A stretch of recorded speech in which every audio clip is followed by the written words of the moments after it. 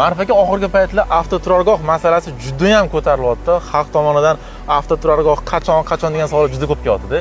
Nima ishlar qilyapti hozir? Avtoturargohlar bo'yicha tezkorlikda yechim qilinadigan masalalarni o'rganib ko'rdik. Bu masalalardan biri mana sobiq avtoyo'lda yer maydoni bor ekan, mana bozorga yaqin hududda.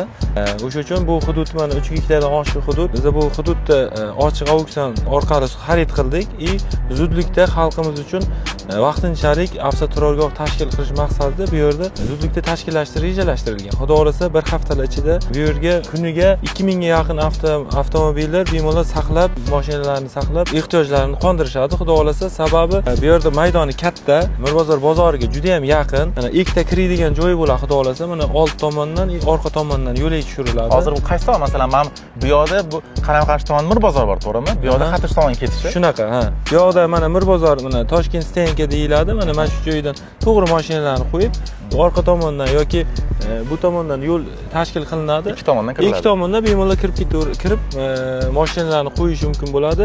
Va undan tashqari bu yerga qo'riqlash xizmati tashkil qilinadi. Onlayn kamera orqali bemalol odamlar kim mashinasini qo'yib, xavfsiz bozorga bemalol ishini qilib, yana mashinasida ishini qilib ketish mumkin bo'ladi.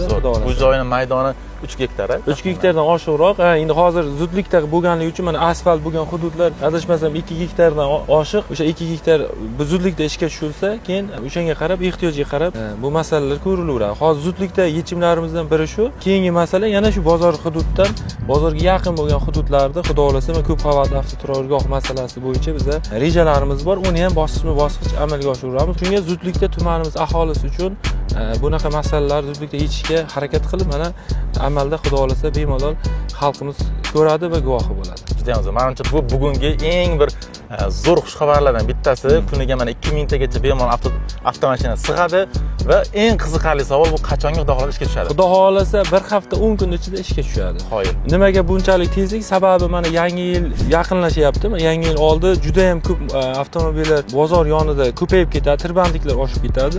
O'sha uchun biz buni zudlikda amalga oshirishni reja qilganmiz. Xudo xohlasa bugundan boshlab mana tekis ishlari, asfalt hududlarimiz ko'p, xudoga shukr. Yomg'ir yog'sa ham, boshqa qilsa ham noqulayliklar xudo xohlasa bo'lmaydi. Shuning uchun zudlikda bu narsani amalga oshiramiz, xudo xohlasa bir hafta ichida. Juda ham zo'r.